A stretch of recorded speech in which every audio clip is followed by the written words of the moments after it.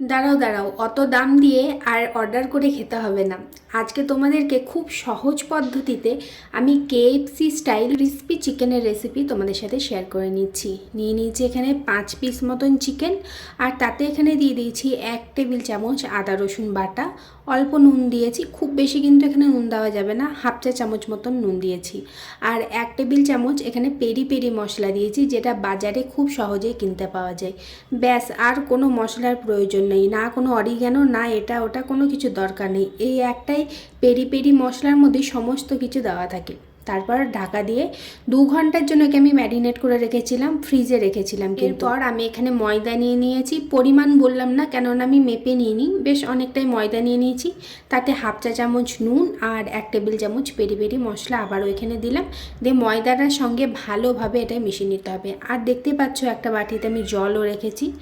এরপর 2 ঘন্টা পর চিকেনটা নিয়ে এসেছি বাইরে, আর তারপরে প্রথমে একে ময়দাতে কোট করব। নর্মালি চিকেনটার ওপরে ময়দাটা এমনি মিশিয়ে দেব।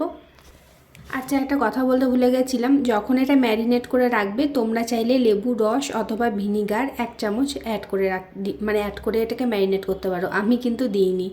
তারপরে প্রথমে ময়দা দিয়ে চিকেনটা কোট করে নিয়ে জলে একবার এটাকে চুবিয়ে নিয়েছি, জল থেকে তুলে আবারও ময়দায় একবার এটাকে কোট করতে হবে।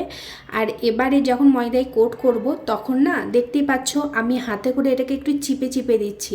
মানে এরকম করে যত এটাকে চিপে চিপে ময়দাতে কোট করবে, তত ওই কেএফসি স্টাইল যে লেয়ারটা হয় না, সেই লেয়ারটা এখানে কিন্তু হবে।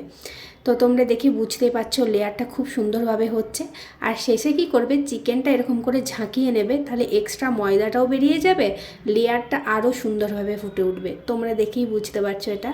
তো এখানে একটা চিকেন আমি কোট করে নিয়েছি। আর এটাকে না কোট করে রেখে দেবে না, সাথে সাথে কিন্তু তেলে এটাকে ভেজে নেবে। তো এটাই তেল অনেকটা বেশিই লাগে, মানে পুরো একদম ডুবিয়ে ভাজতে হয়।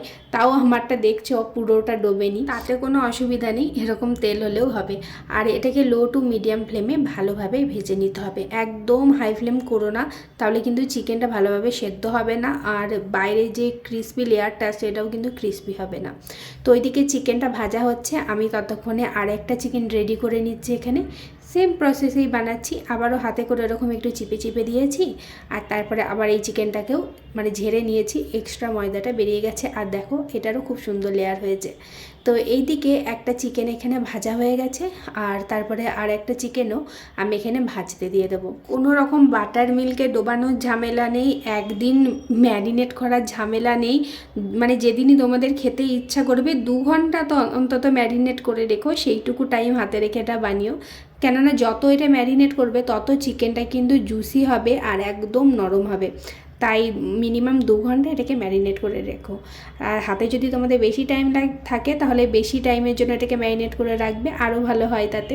তো এইভাবে একে একে আমি চিকেনগুলোকে খুব ভালোভাবে এখানে ভেজে নিচ্ছি। তোমরা দেখে বুঝতেই পারছো কেএফসি স্টাইল চিকেনের থেকে কোনো অংশে কিন্তু দেখতে এটা কম হয়নি, শুধুমাত্র দেখতে না, খেতেও কিন্তু অসাধারণ হয়েছিল। তোমরা এটা ইজিলি বানাতে পারো ঘরে, কোনো রকম সেরকম খাটনি নেই, তো খেতেও খুবই ভালো হয়। আর যদি তোমরা ট্রাই করো না, আমাকে কমেন্টে একটা করে ফটো শেয়ার করো, আর আমাকে অবশ্যই কমেন্ট করে জানাবে আজকের ভিডিওটা তোমাদের কেমন লাগলো। আর আমি এটা গ্যারেন্টি দিচ্ছি, তোমরা যদি এটা ট্রাই করো তোমাদের অবশ্যই ভালো লাগবে, এটা আমার গ্যারেন্টি থাকলো। সবশেষে ওপর দিক দিয়ে আর একটু পেরি পেরি মশলা আমি ছড়িয়ে দিয়েছি, যেটা কেএফসির চিকেন ফ্রাইও দেখবে ছড়ানো থাকে। তো ব্যাস, এটা একদম রেডি হয়ে গেল। ভিডিও ভালো লাগলে একটা লাইক আর শেয়ার করতে ভুলো না। আজকের মতন এইটুকুই, টাটা।